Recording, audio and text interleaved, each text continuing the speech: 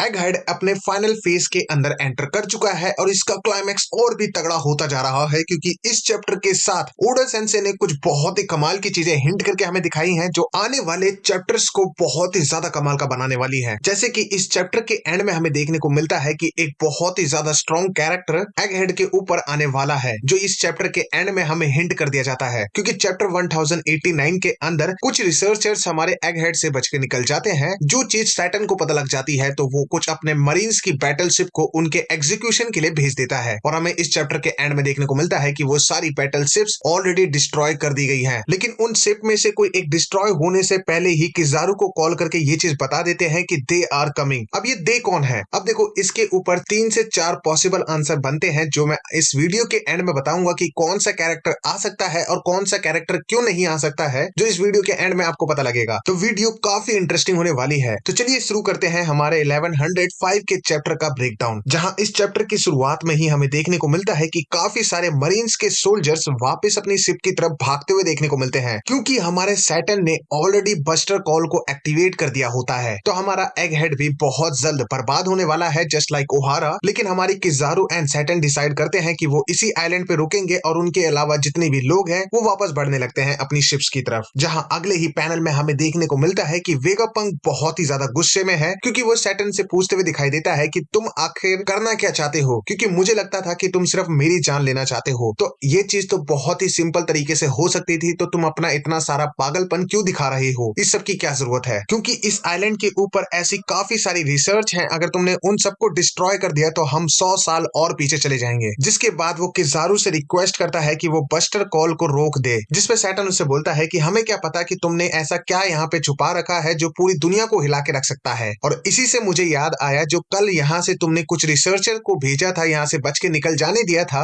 मैंने उनके एग्जीक्यूशन के लिए ऑलरेडी अपने लोग भेज दिए हैं। तो अब तक तो ऐसे चांसेस है कि वो ऑलरेडी मर चुके होंगे। जिसपे वेगापंक शॉक हो जाता है और वो बोलता है कि इसमें उन लोगों की कोई गलती नहीं थी। तो वेगापंक को सैटर्न बोलता है कि हम इस पे भरोसा नहीं कर सकते हैं, क्या पता वो तुम्हारी तरह वॉइड सेंचुरी के बारे में भी जानते हो, तो हम रिस्क नहीं ले सकते हैं। जिसपे वेगापंक उससे बोलता है कि उन लोगों को इसके बारे में कुछ भी नहीं मालूम था। जिसपे सैटर्न वेगापंक को बोलता है कि देखो इसमें तो अब तुम्हारी ही गलती है, अगर तुमने अपनी क्यूरियोसिटी को कंट्रोल में रखा होता और उसको काबू में रखा होता तो आज इतने सारे बेकसूर लोगों को मरना नहीं पड़ता तुम्हारी वजह से। जिसके बाद पैनल शिफ्ट करके हमें सांजी देखने को मिलता है जो हमारे एटलस एंड फ्रैंकी को बोलता है कि जब तक सैटर्न एंड किजारू का अटेंशन सारा का सारा वेगापंक के ऊपर है, तुम यहाँ से बोनी एंड कुमा को लेकर लैबोस्ट्रेटम के बैक एंट्रेंस पे पहुंचो। और खुद वो वेगापंक की मदद करने के लिए निकल जाता है और वापस आते हुए वो नामी को कॉल लगाता है ताकि वो पूछ सके कि नामी एक्चुअल में कहाँ है। जिसके बाद हमें सारे स्ट्रॉ हेड्स की पोजीशन पता लग जाती है कि कौन क्या कर रहा होता है। जैसे Nami, Chopper, Usopp and Robin already back entrance पे पहुंच चुके होते हैं, जिसमें से रॉबिन को होश नहीं आया होता है तो हमारा चॉपर उसका ध्यान रख रहा होता है। वहीं ब्रुक एंड लिलिथ सनी की पोजीशन को ठीक करने में लगे होते हैं ताकि सही टाइम आने पे वो इस आइलैंड से सब बचकर निकल सके।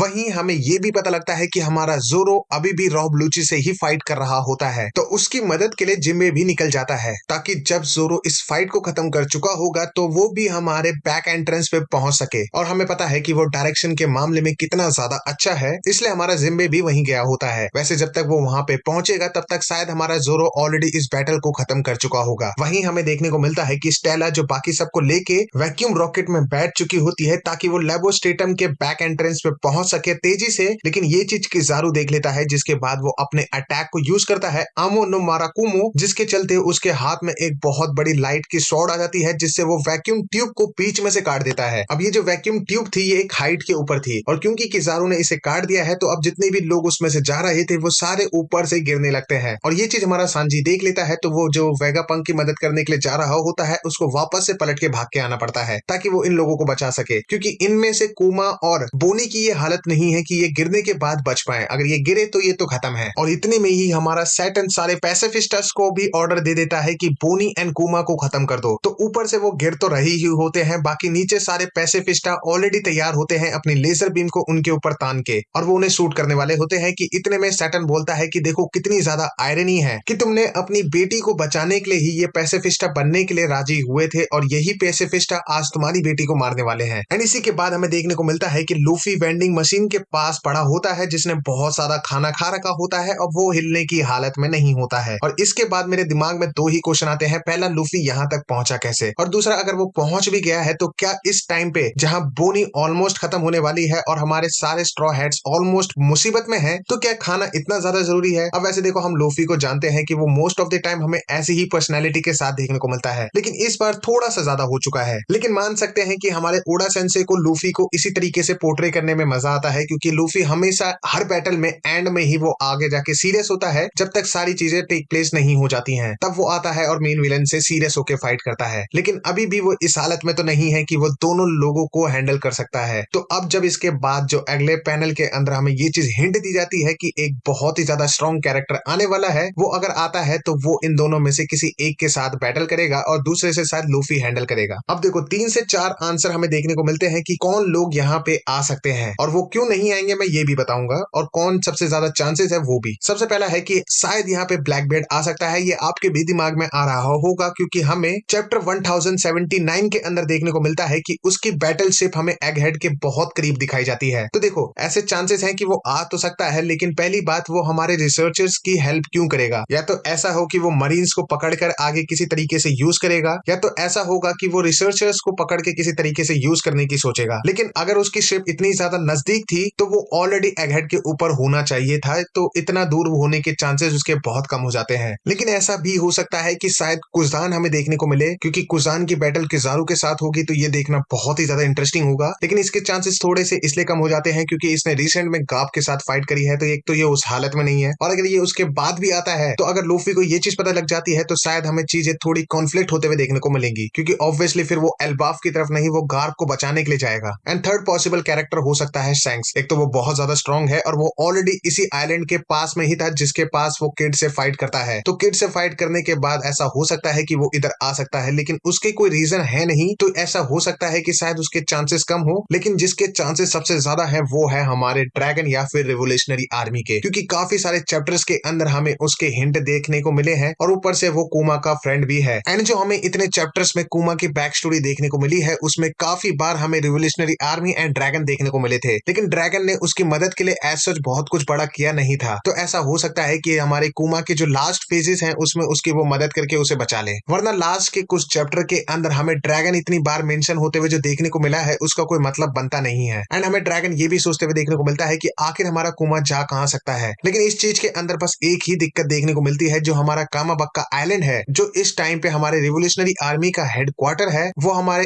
एगहेड के जस्ट अपोजिट साइड पे आता है। तो वहां से यहां तक कैसे आ सकता है ड्रैगन, ये देखना बहुत इंटरेस्टिंग होगा। बाकी हमारे ओडा ने क्या प्लान करके रखा है, ये तो लिटरली में बहुत कमाल का होने वाला है, और आने वाले 2 से 3 चैप्टर तो बहुत कमाल के होंगे। बाकी अगर आपको उनके भी रिव्यू देखने हैं टाइमली, अगर उनके एक्सप्लेनेशन देखने हैं, तो चैनल को सब्सक्राइब करके बेल नोटिफिकेशन को ऑन करना बिल्कुल ना भूलें। बाकी आप इन वीडियोस को भी चेकआउट कर सकते हो। मिलते हैं किसी और वीडियो के साथ, तब तक के लिए जय Hind and thanks for watching.